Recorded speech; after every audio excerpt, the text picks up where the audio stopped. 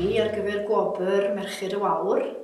Dwi'n ddyledus iawn I Merched y Wawr. Dwi'n aelod yn Cangen Tidrath. Dwi'n aelod o ddarwen i'n 19 mlwydd oed. Golles i'n mam yn ifanc, a oedd Merched y Wawr yn dechrau yn Tidrath. Dwi'n ddyledus iawn I bobl yn henach oedd yn y gangen pryd hynny, coffa da am denynt heddi, bod nhw wedi yngymell I ddod I Merched y Wawr. Cael tipyn o sport, cael tipyn o gyngor ganddyn nhw, a wedi mwynhau ar hyd y blynydde. Hoff iawn y cystadlu gyda Merched y Wawr, achos oedd crefft gyda fi y doliau yd. A trwy Merched y Wawr, fe ges i'r cyfle arbennig yma I fynd o amgylch canghennau a dangos y grefft. A mae hwnna wedi bod yn rhywbeth sydd wedi nghadw I fynd ar hyd y blynydde. Bethan hain dydw I ysgrifenyddes Merched y Wawr Tegrin, a ni'n hapus iawn I enwebu Aeres James mwyn Gwobr Shwmae eleni.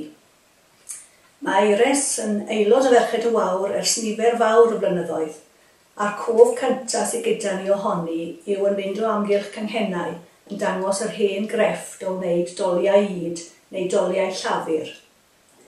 Erbyn hyn, mae wedi arbenigo I nifer o grefftau eraill, megis gwneud matiau rhacs, crwsio, ffeltio gyda gwlan, a mae wedi bod yn dangos y crefftau hynny yn y canghennau hefyd.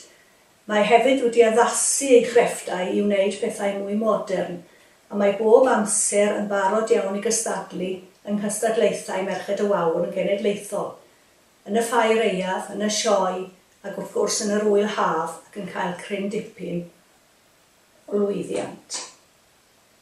Mae Aeres yn aelod o gangen trefdraeth. Mae hi wedi bod yn llywydd rhanbarth gyda ni yn Sir Benfro. Mae'n bob amser yn bresennol yn y gwyliau rhanbarthol a hefyd yn genedlaethol. Felly, oherwydd ei ffordd ddachdawel ddiymhongar I ni eisiau enwebu Aeres ar gyfer y Wobr.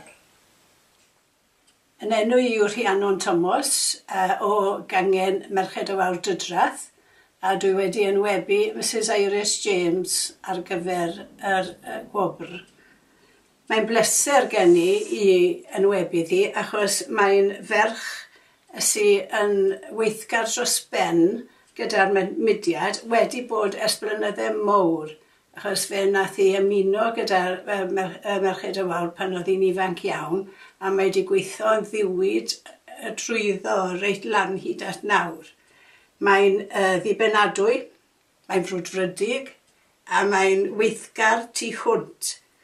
Mae'n weithgar tu fewn a tu fas y mudiad, a mae wedi cystadlu'n frwd i'r mudiad ar hyd yr amser yn y sioe, am y chynlledd a yn Llanelwedd.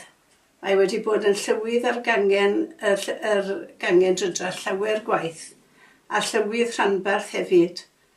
Mae ar bwyllgor y pêl canser Dydrath ers blynydde mawr hefyd. A mae'n gwneud y gwaith I gyd yn wirfoddol wrth gwrs. Mae'n ddicon ac yn ysgrifenyddes yng Nghaper Bethlem. Mae'n trefnu'r plygyn yn Dydrath sy'n mynd ers blynydde mawr iawn, bob blwyddyn ar ôl dyddiau thad. Mae'n un o hoelion 8 y gymdeithas, a fel rwy'n gweud, dwi'n falch iawn I enwebu hi. Dwi wedi bod yn ffodus iawn I gael nifer o gyfleoedd gyda Merched y Wawr.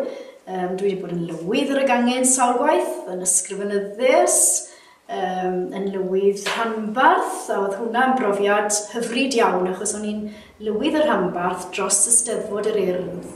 A oedd tipyn o waith pryd hynny, a wnaethon ni arddangosfa grefft yn yr Eisteddfod yn Pabell Merched y Wawr, a wnaethon ni gynnal cwrsiau crefft, a oedd hwnna'n arbennig gyda ni pobl at ei gili a cael gwledd o fwynhad.